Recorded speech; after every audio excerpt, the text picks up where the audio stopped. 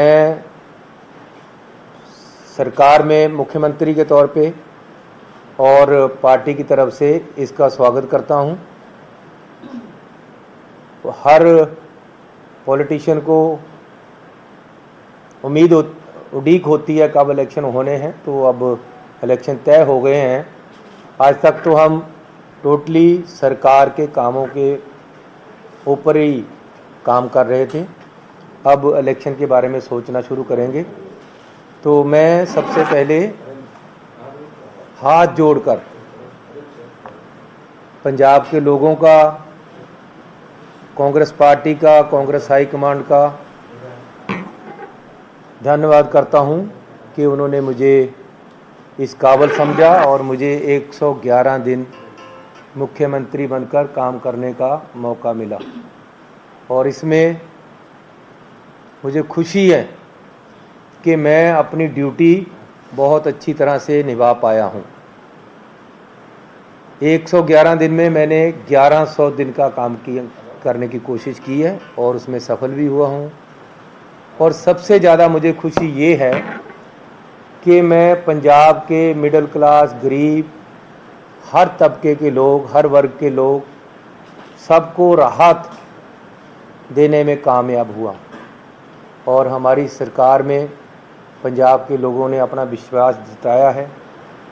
बात पंजाब की हुई है, पंजाबियत की हुई है, पंजाब की बुलंदी की हुई है।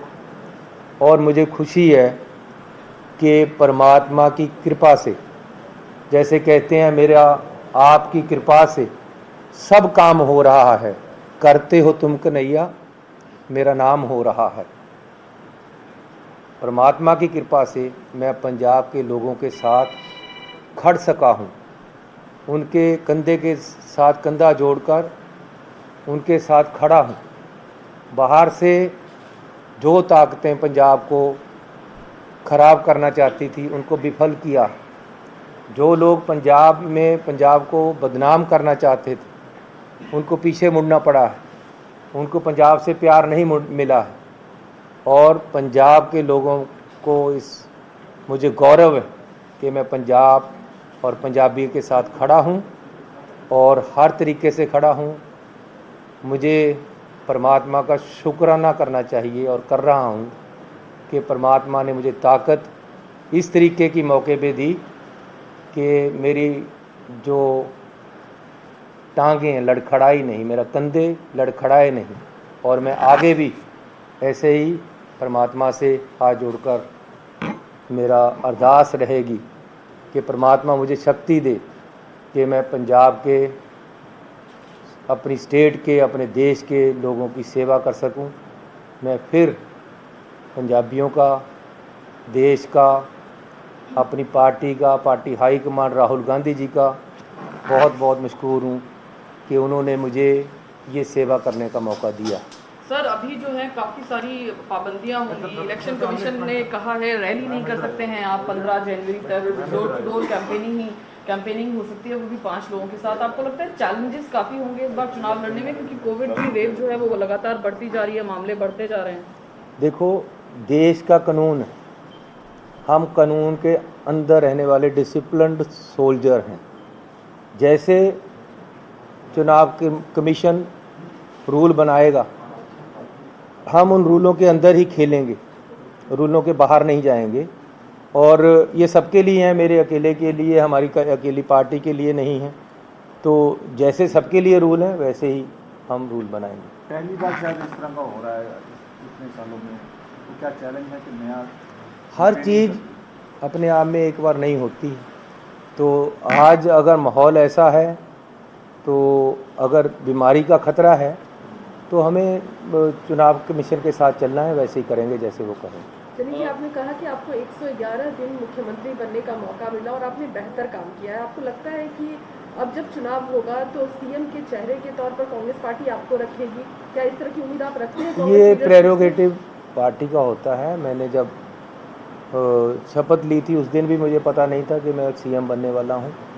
तो पार्टी जैसे सोचेगी, जैसे पार्टी सोचती है, पब्लिक क्या सोचती है, तो पब्लिक से जो फीडबैक जाएगा पार्टी को, पार्टी उसी तरीके से आगे बढ़ेगी। सर 4.5 साल इस तरह से सरकार रही, आपने जो काम किया, आपको क्या लगता है कि बेहतर काम किया आपने, आपके जो रिजल्ट हैं वो ज़्यादा बेटर रहे कांग्रेस के लिए? आप लोग ही मुझे आकर बोलते हो या क्या कमाल कर रहे हो, कैसे हो गया ये, कैसे काम करते हो।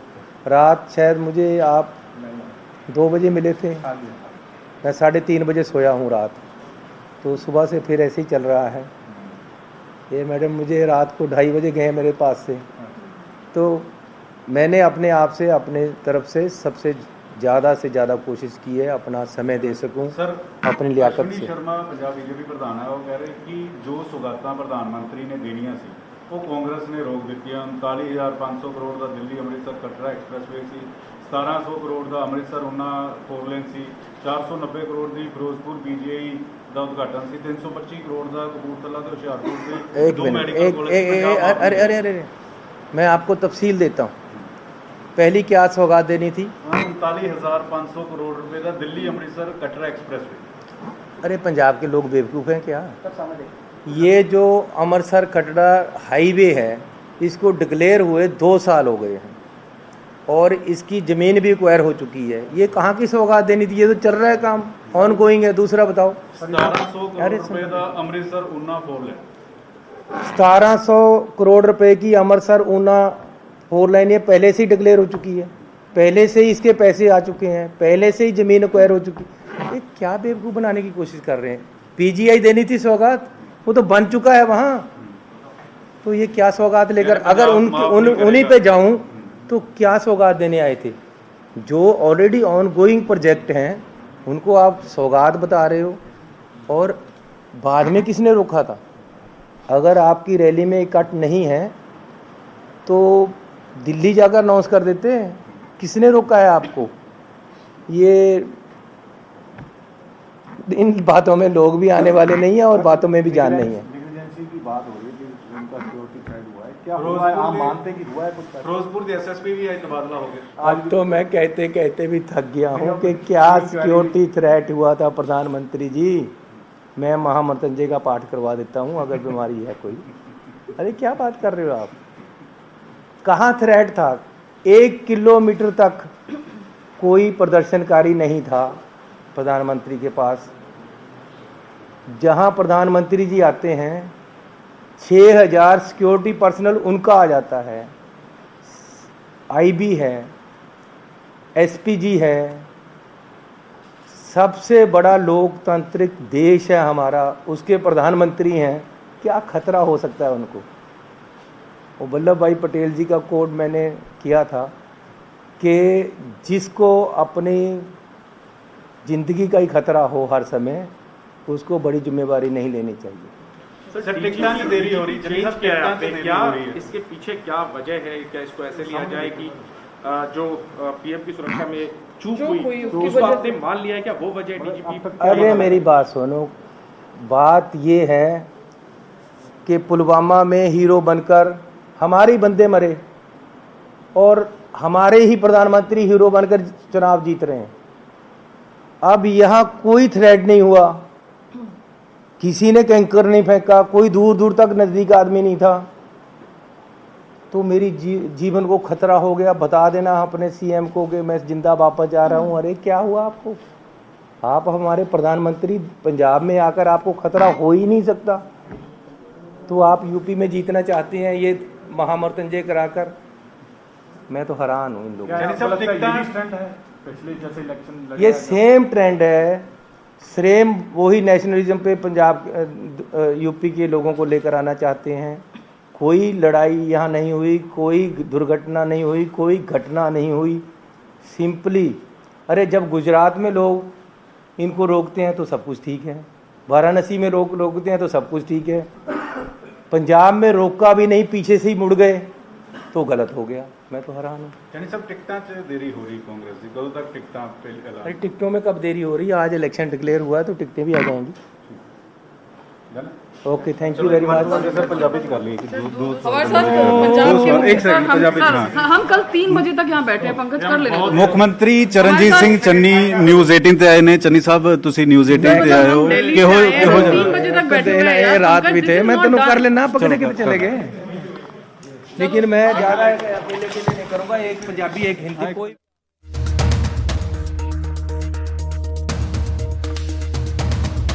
ਤੇ ਇਲੈਕਸ਼ਨ ਦੀ ਅਨਾਉਂਸਮੈਂਟ ਤੋਂ ਬਾਅਦ ਸੀਐਮ ਚੰਨੀ ਮੀਡੀਆ ਦੇ ਰੂਬਰੂ ਹੋਏ। ਖਾਸ ਤੌਰ ਤੇ ਜੋ 5 ਜਨਵਰੀ ਦਾ ਘਟਨਾਕ੍ਰਮ ਸੀ, ਪ੍ਰਧਾਨ ਮੰਤਰੀ ਦੀ ਪੰਜਾਬ ਫੇਰੀ ਵਾਲਾ, ਉਸ ਦੇ ਉੱਤੇ ਵੀ ਬੋਲਦੇ ਨਜ਼ਰ ਆਏ। ਤੇ ਦੂਜੇ ਪਾਸੇ ਇਹ ਵੀ ਉਹਨਾਂ ਦੇ ਵੱਲੋਂ ਕਿਹਾ ਗਿਆ ਕਿ ਅਸੀਂ ਬਿਲਕੁਲ ਤਿਆਰ ਹਾਂ ਇਲੈਕਸ਼ਨ ਦੇ ਲਈ। 14 ਫਰਵਰੀ ਦਾ ਦਿਨ ਮੁਕਰਰ ਕੀਤਾ ਗਿਆ ਹੈ ਚੋਣ ਕਮਿਸ਼ਨ ਦੇ ਵੱਲੋਂ। 14 ਫਰਵਰੀ ਦਾ ਦਿਨ ਮੁਕਰਰ ਕੀਤਾ ਗਿਆ। ਉਸ ਤੋਂ ਬਾਅਦ ਪਹਿਲਾ ਪ੍ਰਤੀਕਰਮ ਪੰਜਾਬ ਦੇ ਸੀਐਮ ਚਰਨਜੀਤ ਸਿੰਘ ਚੰਨੀ ਦਾ। ਕਈ ਸਾਰੇ ਸਵਾਲ ਉਹਨਾਂ ਤੋਂ ਪੁੱਛੇ ਗਏ, ਜਿਹੜੀਆਂ ਗੱਲਾਂ ਉਹਨਾਂ ਨੇ ਕਹੀਆਂ ਨੇ। ਚਰਨਜੀਤ ਚੰਨੀ ਨੇ ਕਿਹਾ ਹੈ ਕਿ ਮੈਂ 111 ਦਿਨ ਦਾ ਮੁੱਖ ਮੰਤਰੀ ਹਾਂ। 111 ਦਿਨਾਂ ਦੇ ਵਿੱਚ ਮੈਂ ਬਹੁਤ ਵੱਡੇ ਫੈਸਲੇ ਲਏ ਨੇ ਔਰ ਪੂਰੀ ਇਮਾਨਦਾਰੀ ਦੇ ਨਾਲ ਮੈਂ ਆਪਣੀ ਡਿਊਟੀ ਨਿਭਾਈ ਹੈ। ਹਰ ਵਰਗ ਨੂੰ ਰਾਹਤ ਦੇਣ ਦਾ ਫੈਸਲਾ ਲਿਆ ਹੈ। 1100 ਦਿਨਾਂ ਦਾ ਕੰਮ 111 ਦਿਨਾਂ ਦੇ ਵਿੱਚ ਕੀਤਾ ਹੈ। ਇਹ ਗੱਲ ਚਰਨਜੀਤ ਸਿੰਘ ਚੰਨੀ ਕਹਿ ਰਹੇ ਨੇ। ਔਰ ਇਸ ਦੇ ਨਾਲ ਨਾਲ ਉਹੀ ਸਵਾਲ ਜਿਹੜਾ ਬਾਕੀ ਪਾਰਟੀਆਂ ਨੂੰ ਵੀ ਕੀਤਾ ਜਾਂਦਾ ਹੈ, ਉਹ ਚਰਨਜੀਤ ਚੰਨੀ ਨੂੰ ਵੀ ਕੀਤਾ ਗਿਆ ਕਿ ਸੀਐਮ ਦਾ ਚਿਹਰਾ ਕੌਣ ਹੋਏਗਾ। ਉਹਨਾਂ ਨੇ ਕਿਹਾ ਕਿ ਇਹ ਤੈਅ ਹਾਈ ਕਮਾਨ ਨੇ ਕਰਨਾ ਹੁੰਦਾ ਹੈ, ਪਰ ਫੈਸਲਾ ਲੋਕਾਂ ਦਾ ਹੁੰਦਾ ਹੈ। ਲੋਕ ਜੋ ਫੈਸਲਾ ਲੈਂਦੇ ਨੇ ਜਾਂ ਲੋਕ ਜੋ ਸੰਦੇਸ਼ ਦਿੰਦੇ ਨੇ, ਉਹ ਫੈਸਲਾ ਹਾਈ ਕਮਾਨ ਕੋਲੇ, ਉਹ ਸੰਦੇਸ਼ ਹਾਈ ਕਮਾਨ ਕੋਲੇ ਪਹੁੰਚਦਾ ਹੈ ਤਾਂ ਉਸ ਦੇ ਆਧਾਰ ਤੇ ਹਾਈ ਕਮਾਨ ਫੈਸਲਾ ਲੈਂਦੀ ਹੈ। ਇਹ ਗੱਲ ਚਰਨਜੀਤ ਚੰਨੀ ਹੋਰਾਂ ਵੱਲੋਂ ਕਹੀ ਗਈ ਹੈ।